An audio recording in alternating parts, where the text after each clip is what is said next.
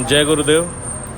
आइए आप सभी को हम लोग एक ऐसे तीर्थ पर ले चलते हैं, एक ऐसे मंदिर में, एक ऐसे शक्तिपीठ पर ले चलते हैं जो हर एक शक्ति का केंद्र है और जहाँ पर विग्रह के दर्शन नहीं होते बल्कि वहाँ पर दर्शन होते हैं जल के। माता का जल स्वरूप, उसका यहाँ पर दर्शन होता है।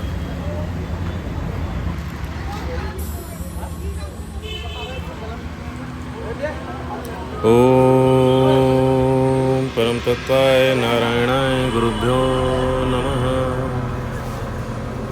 क्लीं कामाख्या जय कामाख्या जय दुर्गे माँ जय दुर्गे।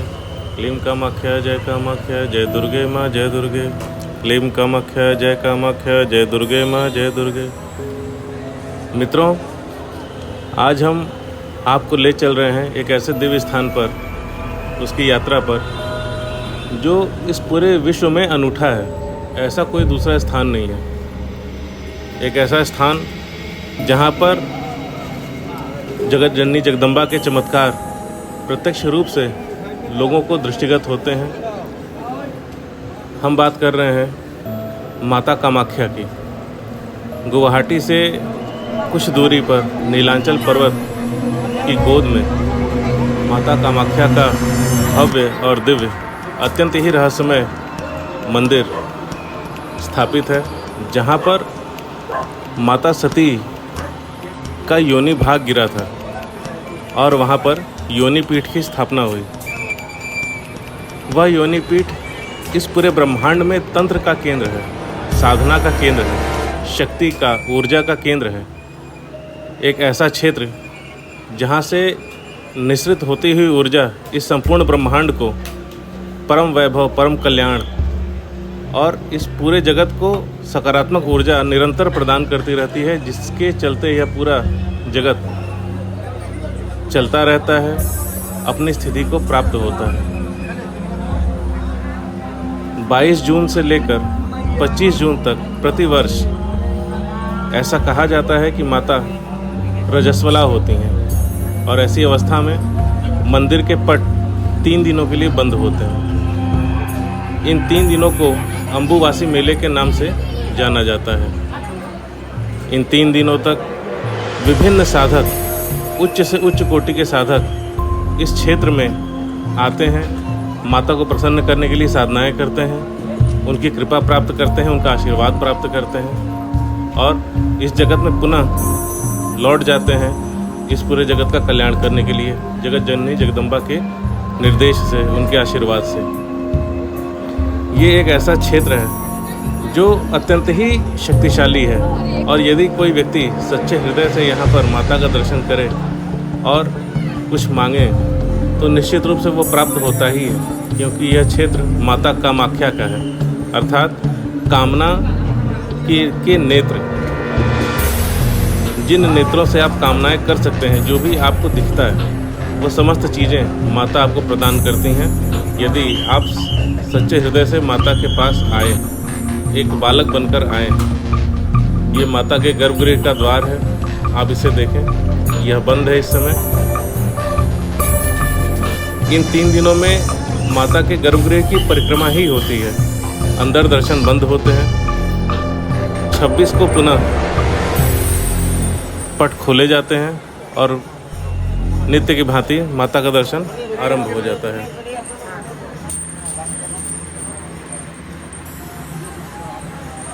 ये देखिए, भक्तों का हुजूम बैठा हुआ है, साधुओं की भीड़ बैठी हुई है, जप कर रही है और गर्भगृह की दीवारों पर बाहर की ओर विभिन्न मूर्तियां हैं जो अप्सराओं की, यक्षिणियों की, माता की सहचरी विभिन्न शक्तियों का प्रतीक है। भगवान विश्वकर्मा का विग्रह अभी आप देख रहे हैं, जिनके द्वारा इस मंदिर का निर्माण हुआ था, ऐसा शास्त्रों का कथन है।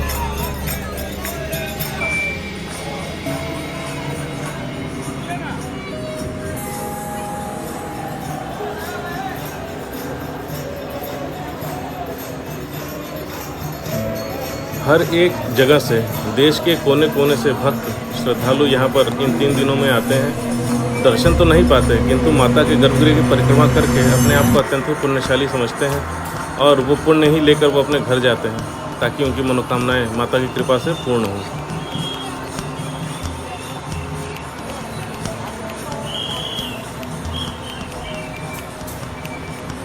ये गर्भगृह के पीछे का हिस्सा है।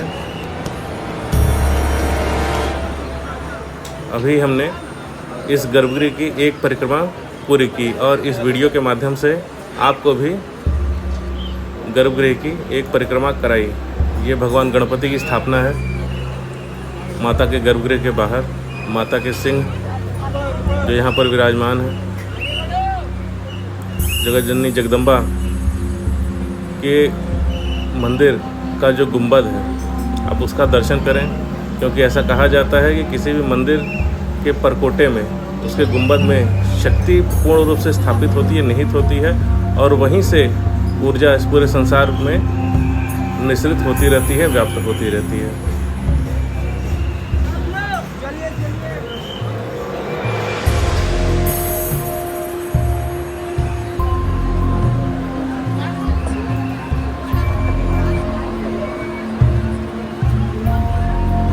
अब हम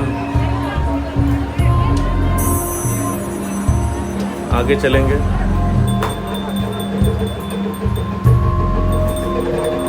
यहाँ पर माता काली का विग्रह है। ये माता ललिता त्रिपुर सुंदरी का अत्यंत ही दिव्य मनोहर विग्रह। इसी मार्ग पर आगे चलकर माता काली का भी विग्रह है, उनका मंदिर है और वहाँ पर जूना अखाड़ा के विभिन्न साधु संत विराजमान रहते हैं इन 3 दिनों के दौरान। ये देखिए, यह शोभा यात्रा प्रतिदिन रात्रि में निकाली जाती है। अखाड़े के लोग गर्भगृह की परिक्रमा करते हैं, नृत्य करते हुए, आनंद लेते हुए, माता से अनुनय विनय करते हुए सभी लोग जाते हैं।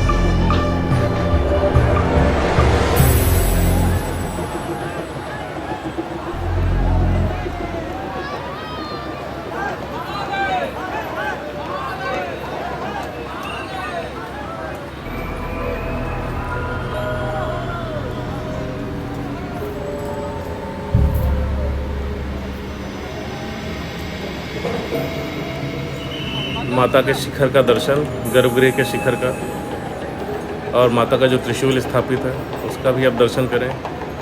ये माता के दर्शन का वाम द्वार है जो नीचे अभी आपको दिख रहा था। वहाँ से झांकी दर्शन होते हैं माता के सामान्य दिनों में। इन 3 दिनों में यह द्वार भी बंद रहता है। इसके आगे का जो गुंबद है, ये जो शिखर है, इसके ठीक नीचे माता मनसा की स्थापना है। मनसा देवी जो नाग माता हैं, भगवान शिव की पुत्री मानी जाती हैं, नागदेव वासुकी की बहन, उनका मंदिर है ये। और माता मनसा के दर्शन के उपरांत फिर माता कामाख्या के गर्भगृह में प्रवेश करके दर्शन किए जाते हैं। आप देखें यहाँ पर विभिन्न साधक गण बैठकर साधनाएं कर रहे हैं। कोई दुर्गा सप्तशती पढ़ रहा है, कोई मंत्र जाप कर रहा है, कोई शिखर को देखकर ध्यान कर रहा है। कुछ न कुछ हर एक व्यक्ति अपनी साधना कर रहा है और उन साधनाओं में सिद्धियां हर एक व्यक्ति चाहता है। ये वो स्थान है जहाँ पर हर एक प्रकार की साधना को सिद्धियां प्राप्त होती हैं। आइए अब हम चलते हैं सौभाग्य कुंड की ओर, जो अत्यंत ही रहस्यमय है और बहुत सी कथाओं को अपने आप में समेटे हुए है। सौभाग्य कुंड के 2 हिस्से हैं। ये एक हिस्सा जो आप सम्मुख देख रहे हैं, इस हिस्से में सामान्य जन स्नान कर सकते हैं। इसके बगल वाला जो कुंड का हिस्सा है, वहाँ के जल से माता का स्नान होता है, उसमें कोई व्यक्ति स्नान नहीं करते। ये सौभाग्य कुंड के आरंभ पर ही भगवान श्री गणेश की स्थापना है, आप उनके दर्शन करें।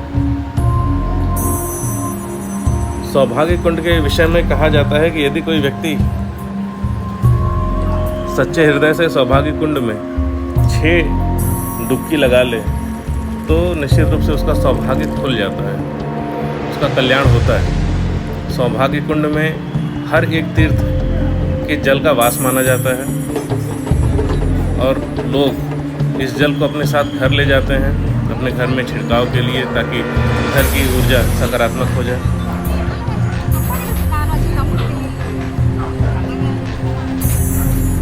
और ये माता के दर्शन के पश्चात अब हम बाहर की ओर जा रहे हैं।